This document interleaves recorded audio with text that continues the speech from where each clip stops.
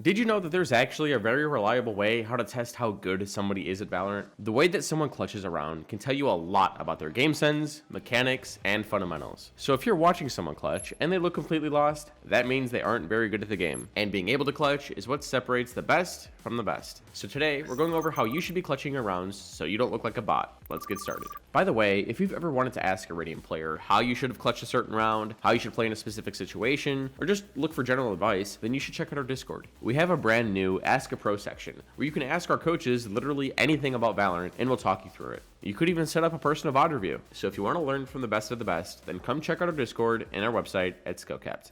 So towards the later part of the video, we're going to cover your favorite pros and how they are clutching, but it's important that we first go over how you're clutching, what you're doing wrong, and how we can fix it. In this first clutch, we're going to talk about how you should be taking your time and communicating when you're trying to clutch with your teammate. Too often I see people just completely mute or just rushing the retake while still having impactful utility. I want you to watch this clutch and tell me what you think our Omen did wrong.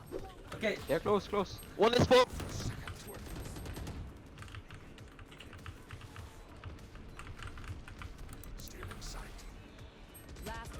Oh fuck, he's short.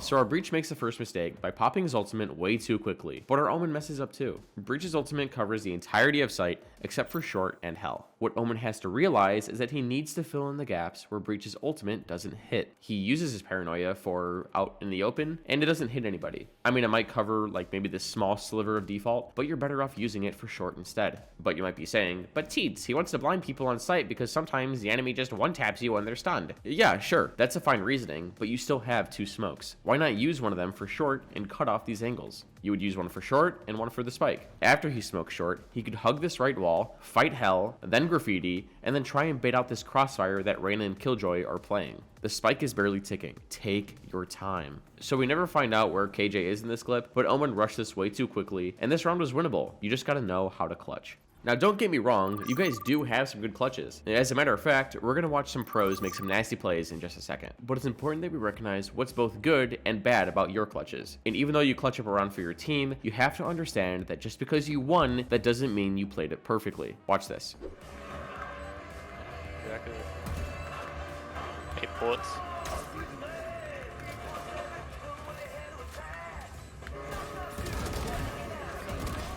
Our Sova in this VOD review does a great job at isolating his 1v1s and wins the round for his team. While it was nice, it could have been better. Listen to what I said in his VOD review. Right, you peek out left, you break this Cypher cam, so you know Cypher might be towards this left side of the site, right? So you know he might be there. But as soon as you unpeek from that left side, you don't know where Cypher's coming from. He could walk up, as soon as you break that camera, he could be all the way up into here as you're killing the Sova. So you peek out the right side, you shoot your arrow. I don't think this arrow actually hits anything, and you need to understand that this arrow is not going to hit this guy on lane, because this, you know, Sova's droning, right? The only spot he can drone from is lane, so you know he's got to be somewhere up here. So you have to understand that this arrow is stuck behind a harbor wall and doesn't do anything. So yeah, you do see the shock arrow come in. I bet that this Sova jumped from ledge, shocked out of backside, and he just landed right here. You can't hear because your music's blasting too loud. It affects you in situations like this. So, and when you're in a 1 versus 2 like this with 70 HP, you need to be very careful with how you're swinging angles. When you swing out this far, notice how many more angles you're exposing yourself to versus like you wanting to peek lane, because right now you think that Sova is on lane, right? That's the thing. You know that he's up here. So, but there's a safer way to be peeking this. If you back up a little bit, you can see more of lane without exposing yourself like this to the rest of sight. So you didn't know this Sova was right here. You made the flick and you killed him, but you're also lucky that this guy whiffed on you, right? This guy, what is it? Whiffs on you, and then Cypher, again, you don't know where Cypher's at. He could be behind this box, he could be walked up close, he could be right next to Sova ready to trade. If this Cypher is any good, he knows that you just swung from this angle, right? So his crosshair should be here ready to kill you. So after you kill the Sova, you could like jiggle peek a little bit, show some shoulder, try and find out where the Cypher is so you can play more accordingly, right? So while don't get me wrong, it was nice, he could still improve for his next clutch. Alright, now let's look at a clutch from one of my games and break it down. I mean, I'm not a pro, but we're going to talk about those guys next. But I do play in Immortal and Radiant lobbies, so I can teach you guys a thing or two. Here's actually a clip I hit while playing with King. I can't miss. What's your right? Yep. So I'm on Fracture and can't get down from drop safely. I know that 2 are in stands, so I need to isolate those 2 if I want a chance at winning the round. I make the leap of faith out of dish, but I jump to the right so that if anyone swings me, I can isolate them through this small crack. I knock the killjoy, then Jett decides to updraft and fall behind the box. I tried to swing her as fast as I could so that her teammate couldn't come over and help her out. After I killed the Jett, I noticed Fade's Prowler coming at me and I spray it down. Now at this time, I didn't think my Phantom's recoil would reset in time in order for me to kill her, so I instinctively pulled out my Headhunter and landed the headshot on the Fade. Now we slowed it down for you here, but in real time, good players can think like this on the fly. Again, all this was just about recognizing win conditions, isolating your fights, and making quick on-the-fly decisions. Now if you're a fan of Pro Valorant, you should know who Artis is. He's now a player for NRG who used to play in FPX, and he has arguably the nastiest clutch ever in professional play. But this clip wasn't lucky, Artis cheating, or anything like that. This was pure skill. Watch this. Spike recovered, 24 seconds now. He's going to creep up on the side. He wants the plant. He might actually get it as well. Okay, plant goes in and gets the dip away. Does get marked though. Prowler, not a problem just yet. Another. No way! Man, watching that play still sends shivers down my spine. Like, I remember watching this live. But if we slow this down and dissect this play, you'll see that Artis literally played this perfectly. So when he walks in from catwalk, he understands that the enemies are grouped up on site. He knows that they're playing a crossfire, and he needs to force them out of it. By planting the spike, this will force his enemies to come to him, allowing him to have somewhat of a chance. He does take a bit of a risk by sticking the spike plant, but he isn't winning the round by tapping the spike. He needs to bait them out of their setup. The angle that Artis then chooses is also completely intentional. He realizes that this door angle is pretty hard to trade out, and he realistically can only be swung from dice thanks to his smoke mid-sight. But when Jett updrafts, Artis knows that this is his chance to strike. He swings the Jett, who landed on top of Generator, gets the kill, then quickly brings his crosshair back to dice, knowing that this is the only spot he's going to get traded from. Now after killing the Astra, he suspects that Fade jumped down from heaven and was towards Generator. He hasn't seen her yet, her positioning was late, and he pre-fires this angle and clutches up for FPX. Artis is considered to be one of the best players in the game, and like I mentioned before, this shows in the way he plays in the clutch. Now, some of the smartest players in the game are IGLs. This stands for in-game leader. These people tell their team what to do before the round, mid-round, and sometimes in the post-plants. Teams rely on this one person to make educated team-based decisions, and it's considered to be the hardest role in the game. It requires a superb understanding of the game and the ability to operate under pressure. Now, because of all these responsibilities, sometimes these players don't always show up on the scoreboard, but their impact goes past that, and 100 Thief Stellar is built different. He can call for his team and come up when his team needs him most. In this clutch against Vitality, every move that he makes is calculated. 1 versus 2. Operator for Twiston as the swing comes out and the shot's not connected. They need to try and find something here, as he hasn't been able to get anything done just yet. The spam trying to get the move, and he gets both.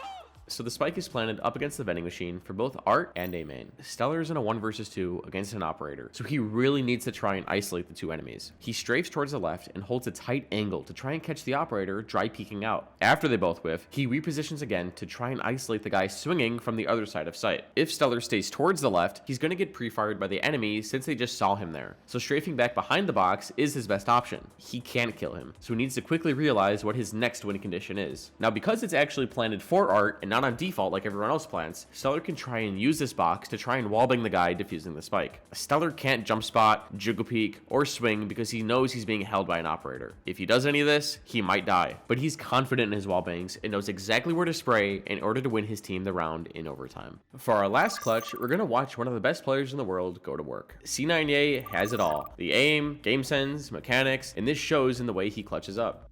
Positions, but they're fighting their way out of it. How are they doing this? Buzz! Absolute maniac positioning. And they've isolated so many of these fights now, it's come down to the 1v1. He knows where Ye was. He's tagged him down to 3 HP. But he still thinks that the chamber player for Optic is going to be over towards the arcade side. And Ye's already wrapped. Really, really fast timing here that Ye is being able to take.